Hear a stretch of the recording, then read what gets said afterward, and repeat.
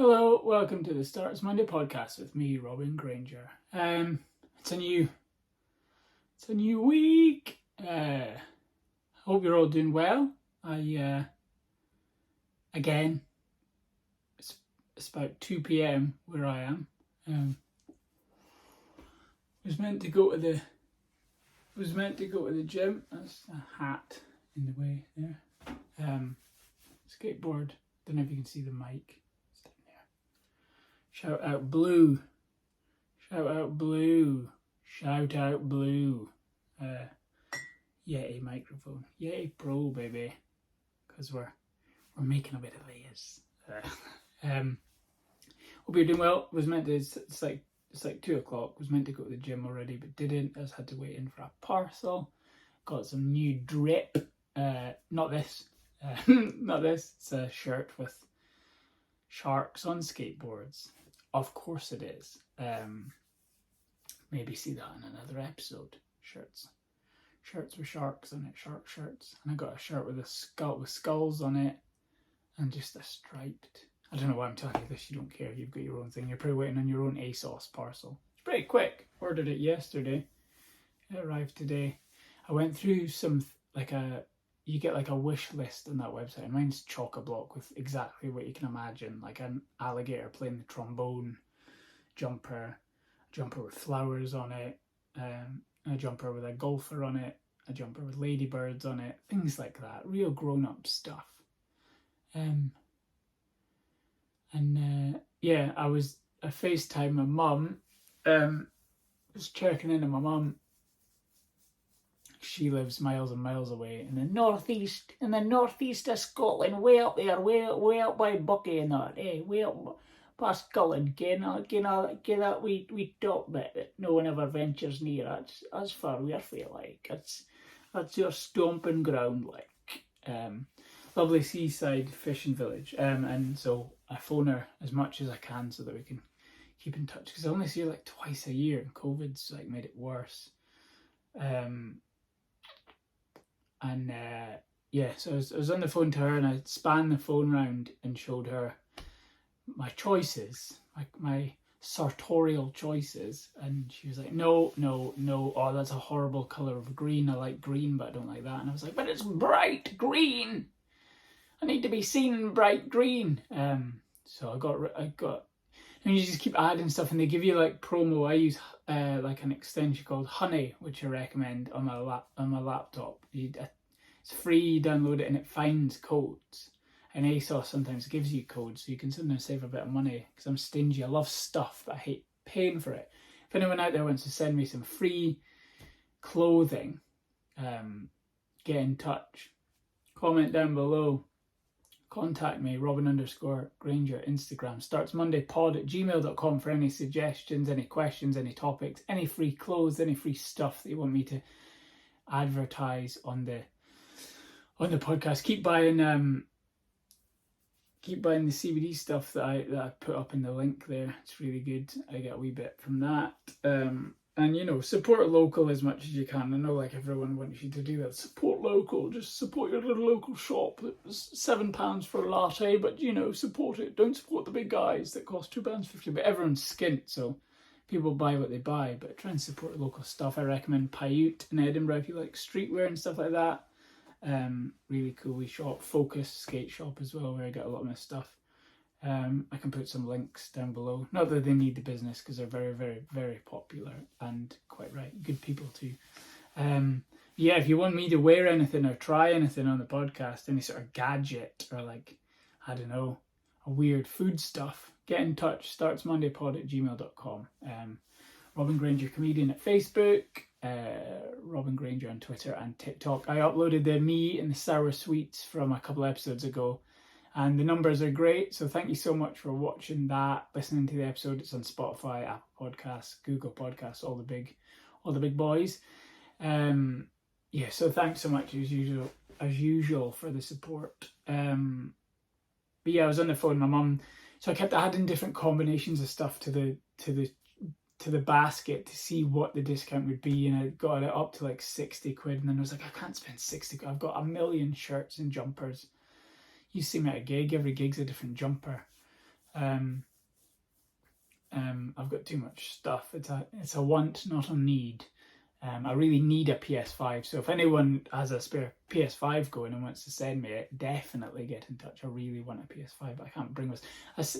So I've got this thing on Twitter that tells you when it's available because they're in such short supply. And I find myself in like a queue for Game or like Argos or Very or John Lewis or whatever, and then I just jump out. I can't bring myself to spend money, even though I want stuff.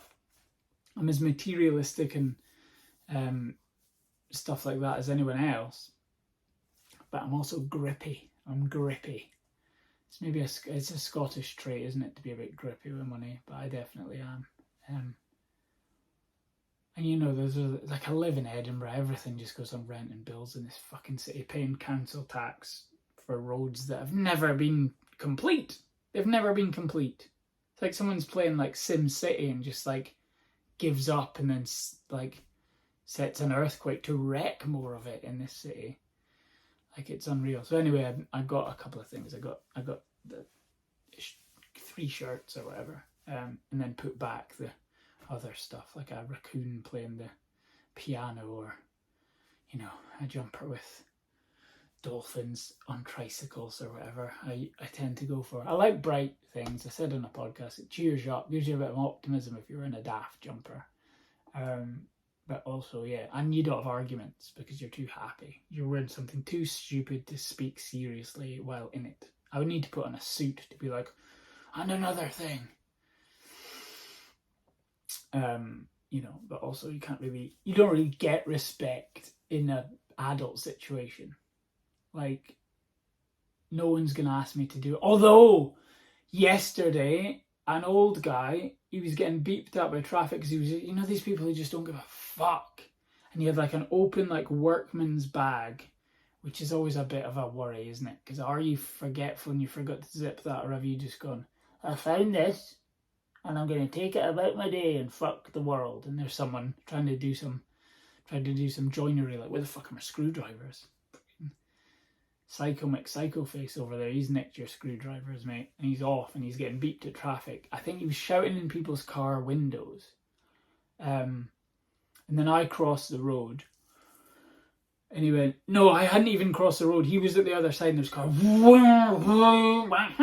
people shouting at him via horn, and he goes, excuse me, can you make an emergency vehicle? And I went, what? And he went, and you know, when he wanted a favour, but he's also an arsehole. So he was patronising. Can you, and there's no cars at this point, it's Green Man, I'm ready to go. I'm warily sort of crossing over to him.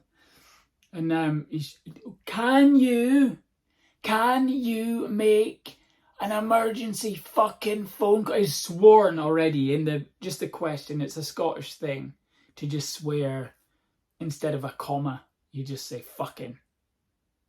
You say, that'll be fucking £2 fucking 50, please. And people don't question it. People don't go, I'm not paying for this coffee now. You just swore at my face. You just spat swear words in my direction while saying something really boring. People just go, all right then, here, keep the fucking change. Like, that's just how it goes here. People, it's a shorter life expectancy. I think people just swear to get it all out. Fucking.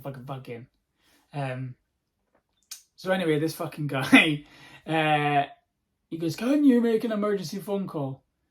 And I was on my way to work. I had to be somewhere like I couldn't dilly dally. I usually would. I'd go, yeah, sure, I'll do a phone call. Yeah, I'll keep hold of the phone though, because you look like you've stolen someone's tools.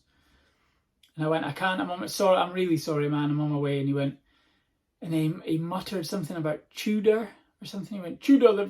I tried to buy something, but the guy's put it on the fucking shelf, and it means any fucker can buy the fucking thing. I'm like, Jesus, this man's swearing a lot to be. Surely when you ask someone a favour, you need to be your nicest self, don't you? If it's an emergency, like, go mental, be like, my arm has fallen off. There's blood coming out of a vein out of my arm. I've covered that Tesla in pulmonary blood.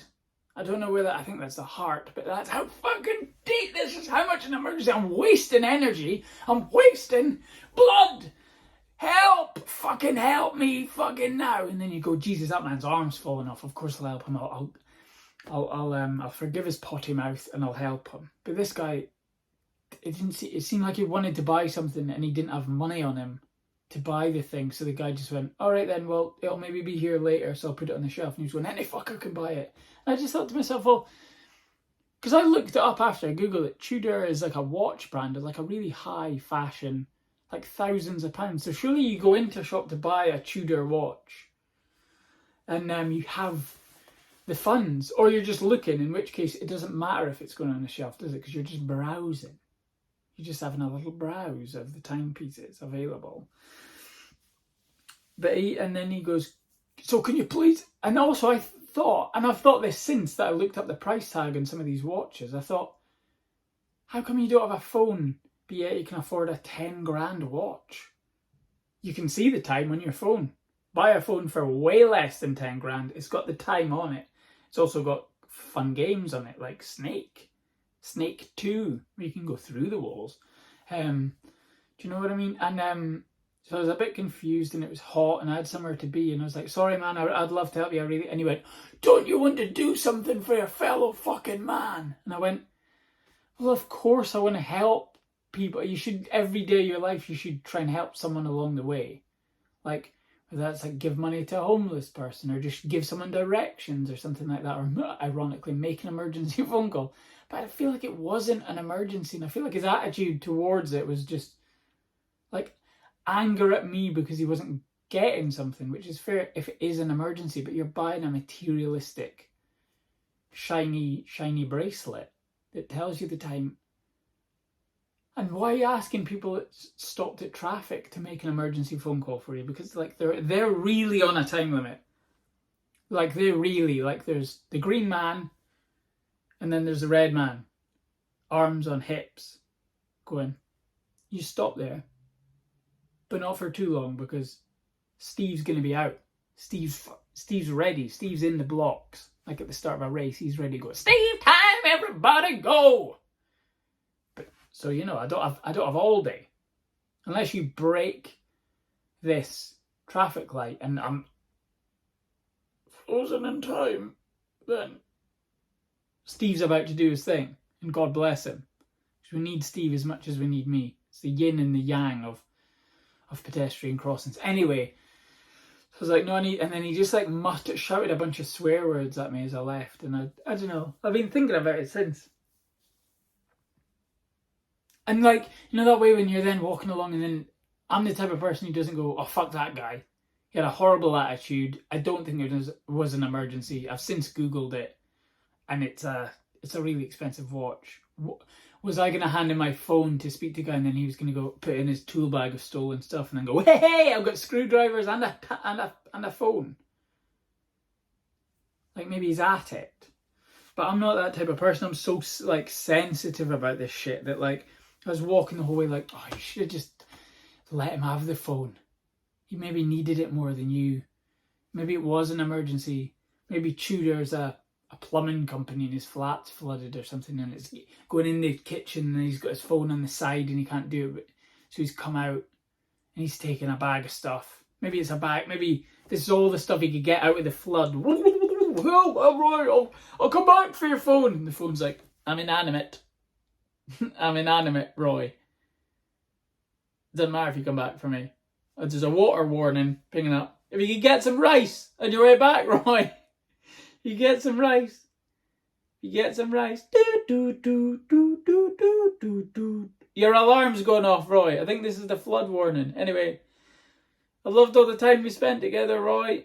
I'll try and save the high score on Snake. Do, do, do. Like... So I'm walking along like, oh, well, am I a bad person? Does that make me a bad person? Because life is about choices, isn't it? And I chose not to make the phone call for the guy. But then based on the choice of how he came at me about it. Like, but then how do you react in an emergency? I remember my flat went on fire, the first flat I lived in, near Haymarket. And I was in a panic. because there was an inferno in my bathroom, ironically the wettest room in the house. It was a cheeky fire. Obviously wanted like a more challenging day as a flame-based incident. So it went like, I'm going damp. Let's just see, can I burn up some damp shit? Turns out it can. Whole bathroom, right off. Anyway, I ran next door and I banged on their door and I went, my flat's on fire. I'm like a rubbish human being. My phone literally was in the bedroom and it was like midnight or something. I just watched an episode of Breaking Bad, so I was already kind of on edge anyway. What's Walt going to get up to this week? And this alarm had gone off and I'd never heard the alarm before, so it wasn't like it wasn't like the normal fire alarm one. It was like this different like like this. And then I couldn't reach it from where it was in the hallway. My flatmate at the time wasn't in. I was panicking at what this noise was because all the lights went off. So I'm in the dark, and what I did was I just opened the bathroom door just to get like a little light on the situation, to then maybe find a broom and do it and then go back to sleep. And then I looked in and it was like, yeah, an inferno. So I banged on the door and then I was like, help, my flat's on fire. I don't know what to do. I can't get to my phone. Like, could you please help? I remember saying, could you please help? And then my next door neighbour was like, yeah, of course I can. And they phoned the fire brigade. And I know a lot of you in the comments have been going, he says fire weird. I know I do. It's like a northern thing. Fire. Someone said I said whiskey weird as well. I say whiskey in a very northern way. That whiskey's fire, bro. Anyway, and then they phoned it, and hilarious then. And then I hung out with the neighbour until the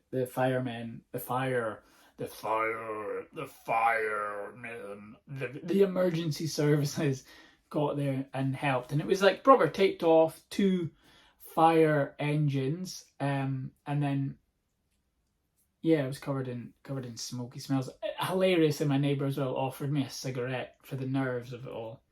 And you got a cigarette, and I thought, this is a flashback. This is a small version of what's going on next to my Radox. So, you know, I'm adding more flame to the situation. I think I had it because I smoked back then. I think I had it. Should have sat in the bathroom to light it, just off the edge of the bath, just off the Dove soap. Anyway, yeah, but I think I was quite polite in that situation, although panicked. Because something like kind of overtakes you and like the adrenaline of it, and you just kind of deal with it. And then I dealt with it. That flat was horrible. It was really, really minging flat. Glad I don't live in there anymore. I think it got bed bugs at one point. My flatmate had bed bugs. And all, yeah, it was like, yeah. Like the stories of old Edinburgh where people die of like the plague and stuff. I think it would have happened there, and it was in like 2013. Can't believe I've lived here for 10 years, man. 10 years of paying these rent prices. Oh, think of the jumpers I could have got from ASOS. I could have got some actual name brand dumb shit, to quote Mac Miller. Rest in peace, Mac Miller. One of the best. I listen to Mac Miller like every day.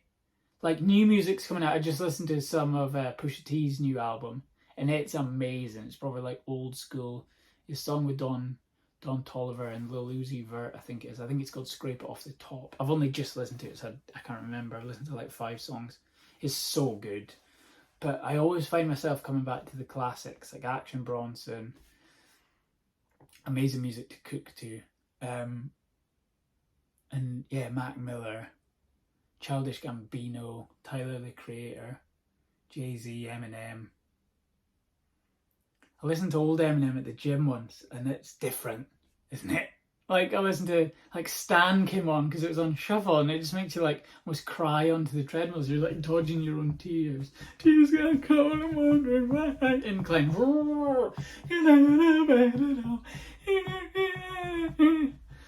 Just, yeah, it's not. I listened to that when I did the Edinburgh 10K. That was what I had. I had old Eminem on, and, oh, man, the Marshall Mathers LP. Like, it's just gone Easter Sunday. It was Easter Sunday the other weekend, wasn't it? And I think this is accurate if my memory's all right, but my favourite present, one of my favourite presents just of all time, was on Easter. My mum used to get us an egg, and she'd get us like a something, and she'd do it on Easter, maybe like, I want to say like Halloween did she used to get us a thing? There was usually Easter Sunday, like an egg. And we spoke about eggs on the other episode, me hoarding them in a tent like a little weirdo. And and this Easter she got me the Marshall Mathers LP, and I remember running upstairs because that's where the desktop computer, kids listening won't know what a desktop computer is. It was a big computer, and it had a CD-ROM drive where you'd put games in, play like The Sims. Or you'd put in like your driving theory test and you'd practice driving theory. And I practiced and I passed the theory test but did no lessons. Just wanted the knowledge. Just wanted to know my rights as a driver. What a weird boy. What a strange boy. Cost money to do the theory test. Hazard perception and all that. And I passed it. Didn't do the practical. I like to know about it. I don't like to be about it. So yeah, then she got me there, and I ran up and I listened to that album on repeat for days and days and days. The cover, that kind of like redishy cover of him sat outside his house, Slim Shady LP, kind of like darker blue, different album. That obviously it's kind of different persona, but yeah, that's one of my, hands down, one of the best things I've ever got. I think I still have it, the CD somewhere. Man, what an album. Like, go, like, pause this, give it a thumbs up, give it a like, give it a subscribe, hit the bell, comment saying cool hat, we'll definitely shop local, and go and listen to the Marshall Mathers LP, and listen to Pusha T, and then listen to some old Mac Miller, some Action Bronson, listen to Brunch, what a song, or Ceviche. I think Ceviche's a belter as well. He's got such a discography for being so busy as like a chef, and now he's like a kind of weight loss, like aspirational, motivational, inspirational like figure. He's just incredible. Fuck That's Delicious is such a great show. His book is really good. I need to get the new one. I think it's called Fuck It, I'll Start Tomorrow, which thematically sounds like this podcast because it sounds like it's about procrastination. I read a bit of it in the bookshop and it's wonderful. Hardback. And he's just recently did a collab with Kid Super. If you like Kid Super Studios, it's like a designer from New York, and he does collaborations with Puma and stuff. And he does his own stuff, these awesome jumpers and jackets, and I want all of them. If you want to send me one, send me one. I've got one of his. There's a Kid Super shoe here. I don't think he'll need the plug because he's incredible and everyone wears Kid Super. But yeah, that's Puma.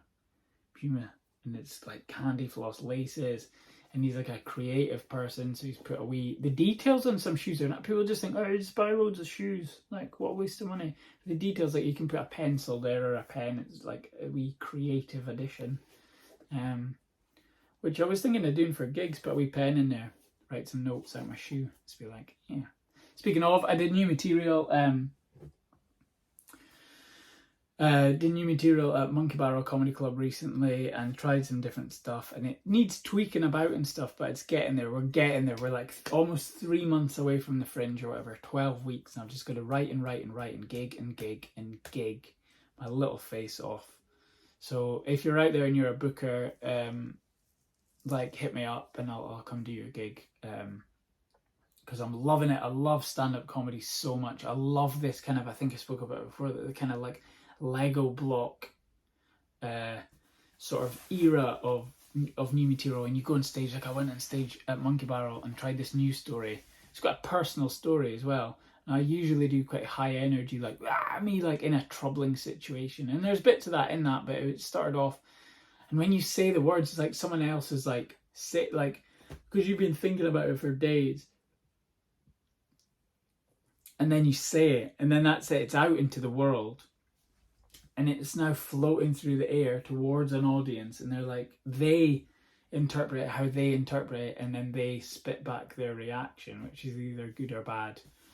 Yeah, it's just like it's a fascinating process, and it's often an argument that comes up when it comes to things like offensive comedy. People get insulted by stuff, people complaining, people heckling or walking out of gigs, or altercations like the Chris Rock Will Smith thing.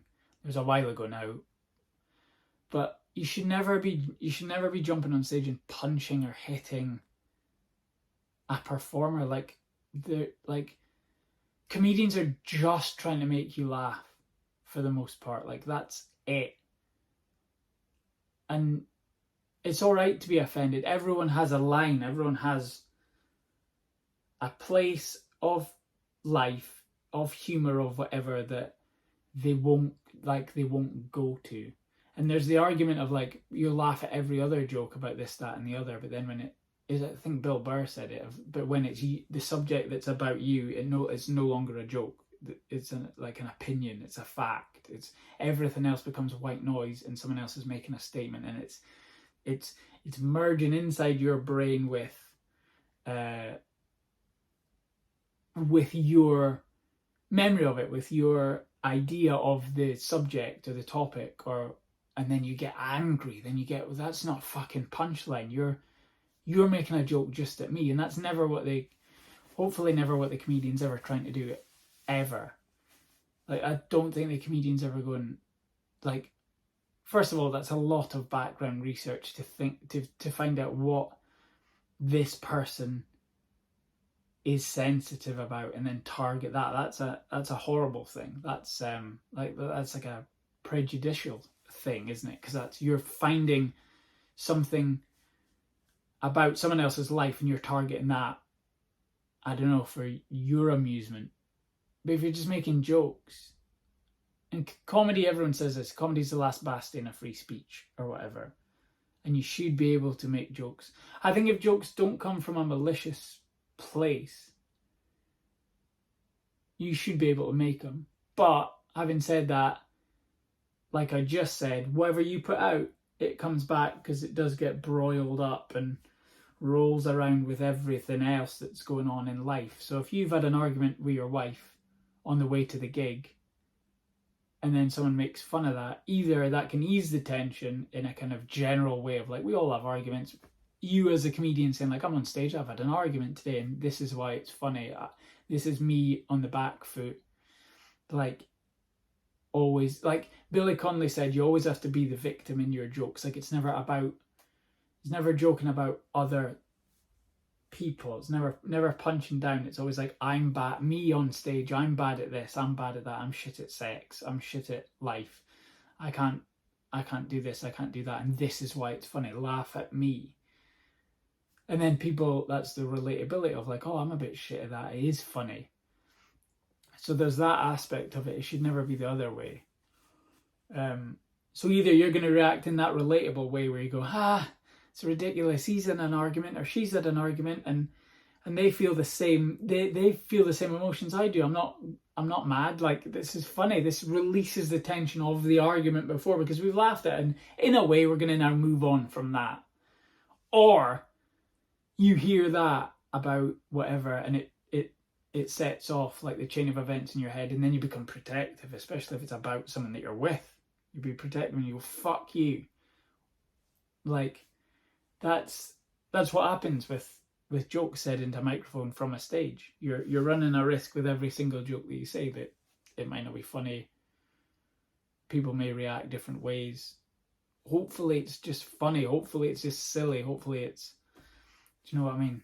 What you want to do is you want to distract people from the mundane and from the trivial and from the stresses of life. Things are brutal in this country, in the UK. Like, the amount of food banks there are, the amount of horrible decisions our government makes, you don't want to think about that. When someone's on stage for 10 minutes, you just want to laugh at them falling over, basically, through words and wordplay and punchline. You don't want to have to think about stressy stuff. That's why people come to a comedy club, they take off their jacket, they get a drink in them, or they don't, and they just like let out, release endorphins, like laugh. That's the most beautiful thing. You turn a room of completely different people from every aspect of life, from every job type, from every class type, from everywhere, likes, dislikes, and everything in between, all amongst them, and you bring them into this unit, this musical unit of people who are just fucking laughing. Like, forget about everything else. Forget about what's going on out there. Forget about what's going on your phone. Forget about people's Instagram stories. Forget about someone saying they're great at this, great at that. No one tweets about the bad shit. Like, you're always going to be stuck in that cycle of feeling less than. And that's no place to be. Be happy in yourself and just realize that like life is silly as well, and laugh at the idiot embodied by me on stage. Like that's it. That's it. You should never be jumping up and punching people in the face. You can leave. Like it's a mad situation.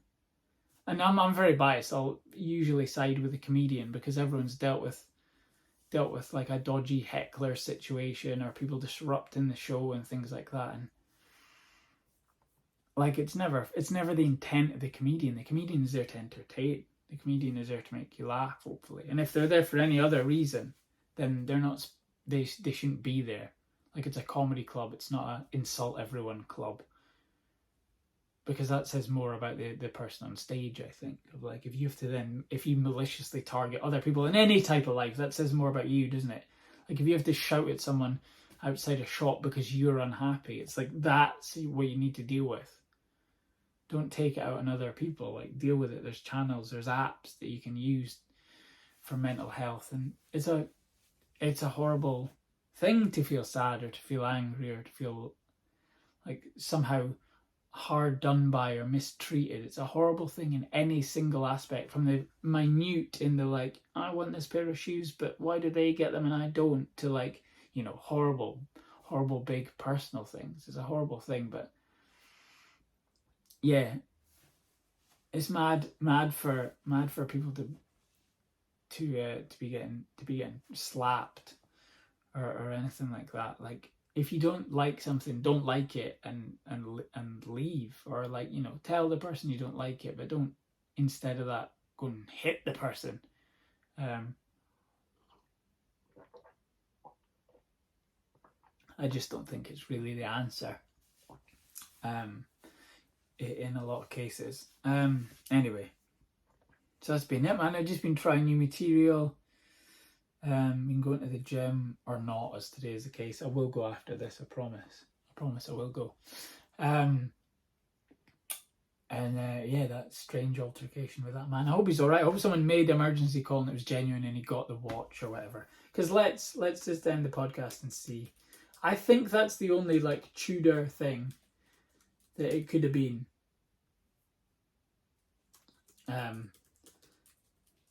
Tudor watches, man. Because I typed it Tudor Edinburgh and I was like, what is it? And then it just comes up a bunch of watch stuff. Yeah, look at this, £1,780. It's a Swiss watch. They kind of look like Rolexes. That one kind of looks like the Pepsi Rolex. They sound like goldsmiths and stuff.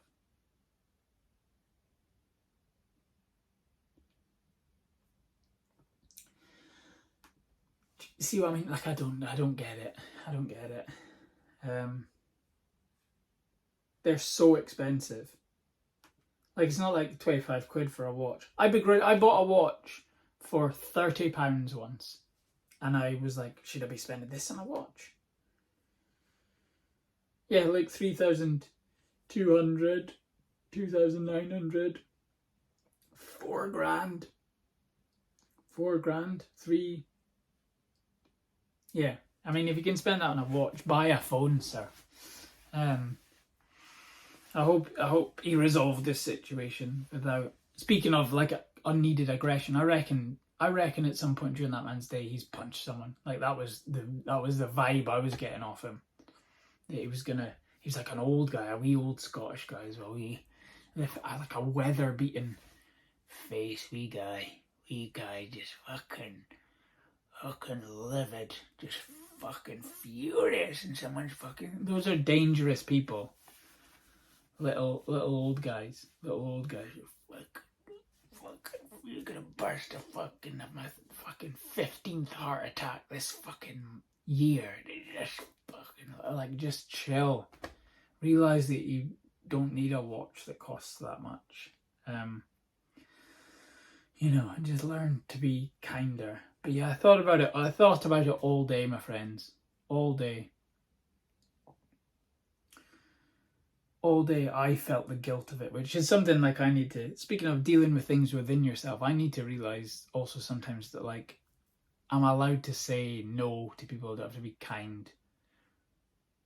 Or not even not kind, you should always be kind, but like it's within my power to say no. Like I don't have to do everything for everyone else. I've always been a bit of a people pleaser. You know what I mean? I've always been that kind of way of like, I'll make you happy, even if it takes happiness away from me, but you're happy. So your idea of me is someone who makes you happy. But then I'm walking around sad.